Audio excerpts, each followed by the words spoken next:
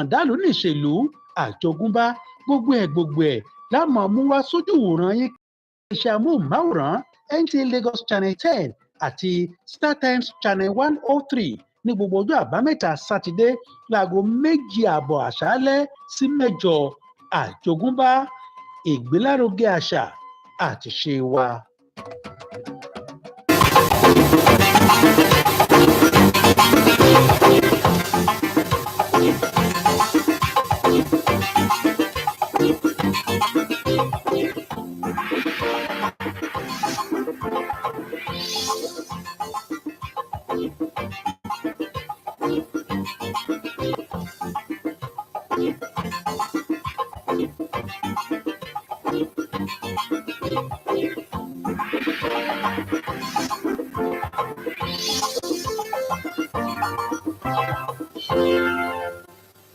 Tonight on the news, President Tinubu transmits 3 new ministerial nominees to Senate for screening. Plus, President Bola Ahmed Tinubu has transmitted to the Senate for screening and confirmation a list of 3 additional ministerial nominees for screening and confirmation.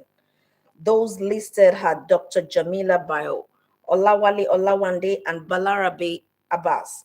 This brings to 51 the number of ministerial nominees submitted to the Senate for screening and confirmation. So far, 45 have been confirmed. In another development, Senate has amended Section 3, Sub 2 of its standing rules. The new provision states that to be eligible to contest the office of the President of the Senate or Deputy, a senator must have served a term in the Senate of the Federal Republic of Nigeria.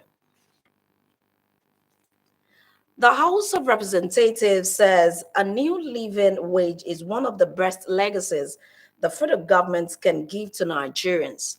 In the spirit of the nation's 63rd independence anniversary, members of the House, in a debate on the nation's independence anniversary led by Majority Leader Julius Ihonobere, bared their minds on the need for the political class to pull together in addressing the numerous challenges confronting the masses.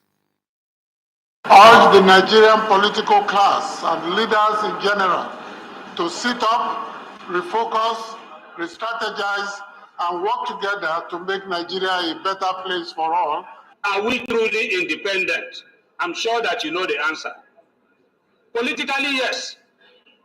Economically, the answer is no. Go back to the former glory of unity, prosperity, and security. I think it's for the parliament now to take it upon itself, led by the speaker, to have a new living wage for Nigerians in the shortest possible time. After all, that is what the parliament is all about, standing with the people at all times.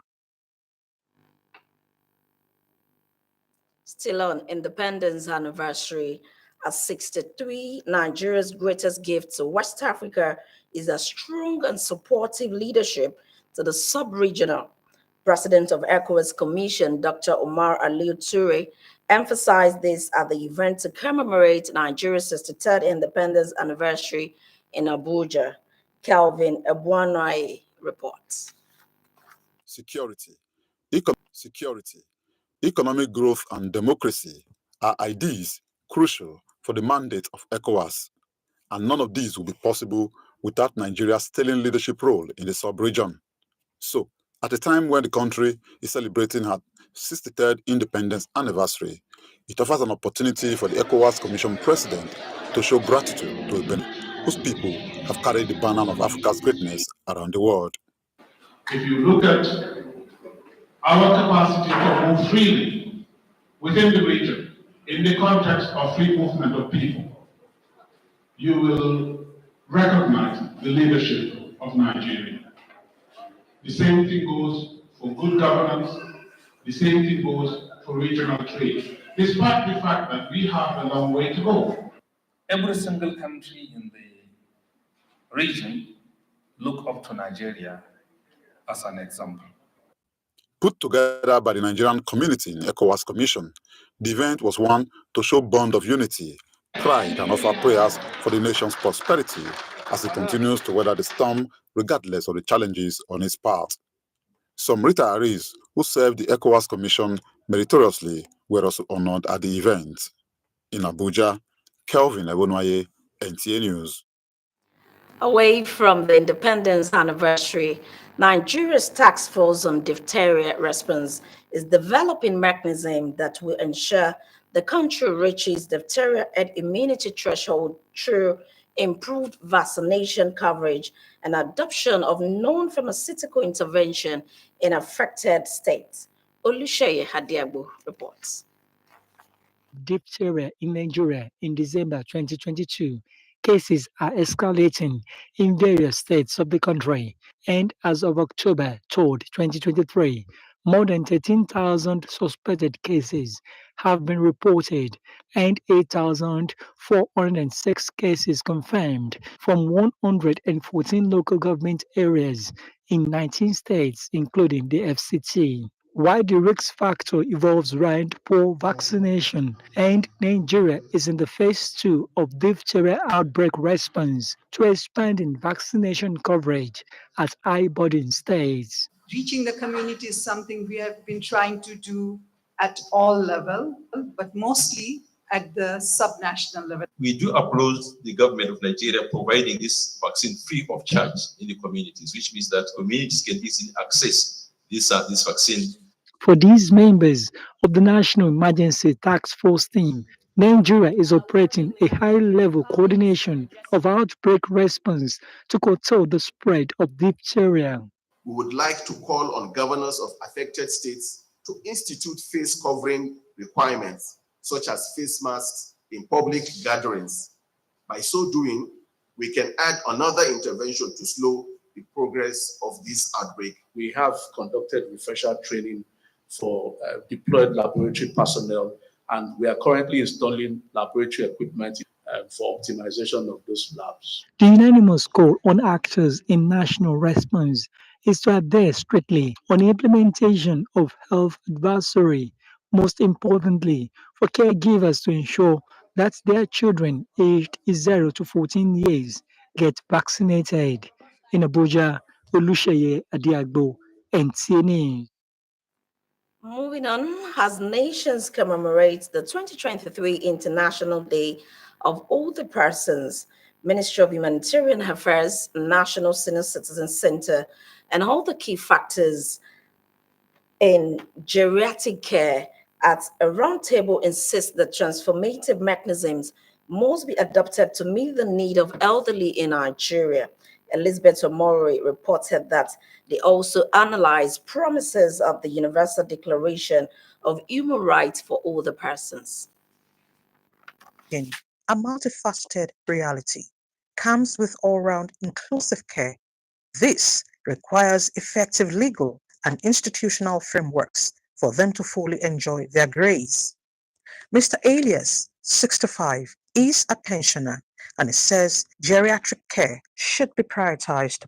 Health-wise, they can help us, at least where we are getting our drugs. The theme of this year's celebration reflects on the 75 years of the Universal Declaration of Human Rights, and Nigeria is strengthening conversation to bridge the gaps in care for the elderly through advocacy, policy implementation, communal engagements, and collaboration. We in the UN here in Nigeria are committed to supporting your country's efforts towards enhancing the promotion and protection of the rights of older persons, especially older persons living in vulnerable situations. The main objective of the Universal Declaration of Human Rights is to preserve, protect, and enshrine the fundamental human rights of the universal human family that all humans are entitled to. Data gaps and healthcare formed part of the discourse. Special emphasis by our pitch deck and action plan will actually be providing for senior citizens who are affected by humanitarian crisis. As rights of the elderly remain non-negotiable, the call on government at all levels to ensure implementation of policies to protect older persons to live a quality and dignified life. Elizabeth Omori, NTA News. You're still watching news at 7 on NT Lagos Channel 10. More to come after this time out. Please don't go away. How market? My country people, how market? How market now on our Munge program to showcase to una different markets wey boku for markets all over Lagos, whether na clothes, home appliances, electronics, provisions, foodstuff, and any type of goods wey you dey find. Name am. How market na the show for una. You go fit know where dem dey sell am and how much dem dey sell am. And if you be market seller and you dey find program to showcase your products, goods and services, na how market be the show for you o. Join us every Wednesday by 7:30 p.m. on your Obonge Station for Excellence, NTA Lagos Channel 10. For more inquiries, make una call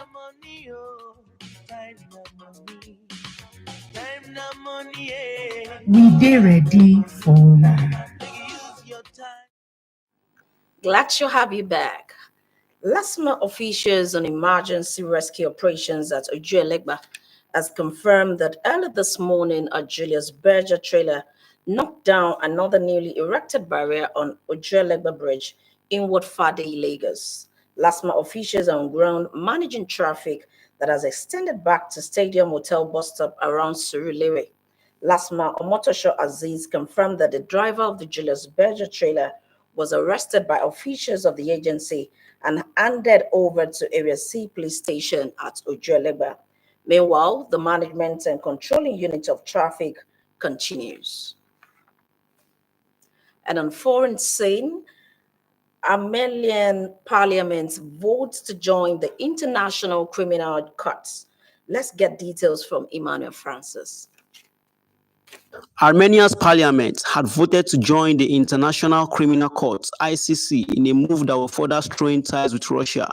The ICC has an arrest warrant out of Vladimir Putin, meaning any countries under its jurisdiction will be obliged to arrest him if he steps foot on their land. Armenia's officials have claimed the move has nothing to do with Russia and was prompted by what they call Azerbaijan's aggression against the country. Moving on, there have been reports of gunshots at a luxury mall in Bangkok city center, Thai police says. Police told the BBC they were heading to the Siam Paragon Mall and could not yet confirm if there were any injuries.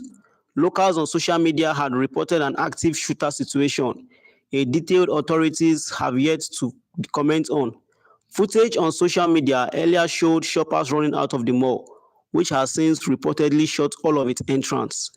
People have also posted videos online which appear to be taken from inside the shopping center. In one of the videos, 4 loud noises which sound like gunshots can be clearly heard in the busy mall. And that is all for the foreign news. I am Emmanuel Francis. And away from foreign scene, Burna Boy, Fireboy win big at 2023 BMI Awards. Divine James has details on entertainment scene. Nigerian music stars Burna Boy and Fireboy DML shone bright at the BMI London Awards 2023. Dodo was among the recipients of the Most Performed Work of the Year awards, which were presented to over 20 songs. Burna Boy's Last Last and Fireboy's Peru with the British singer Ed Sheeran made the cut. Meanwhile, another Nigerian record producer, Richard Esong, aka P2J, won the Impact Award. British legend Gary Kemp won the Icon Award, while American singer Doja Cat's Afrobeat theme song, Woman, won the Song of the Year award. Moving on, famous blogger and entertainer Tunde Olaoluwa Adekunle, known as Tunde Ednut, had warned women constantly sliding into his direct message to ask for Davido's phone number. In a post on his official Instagram page on Monday, the blogger warned female fans to desist from such requests, noting that Davido is happily married. Expressing his annoyance, he threatens to post the picture of anyone who messages him again for the same purpose. He said the ladies on social media utterly disregarded Davido's commitment to his marriage to Chioma Rowland. And that is all on entertainment news. I am Divine James. Many thanks, Divine, for that entertainment tidbit. And on our sports updates, Samuel Johnson has details. Nigeria Basketball Federation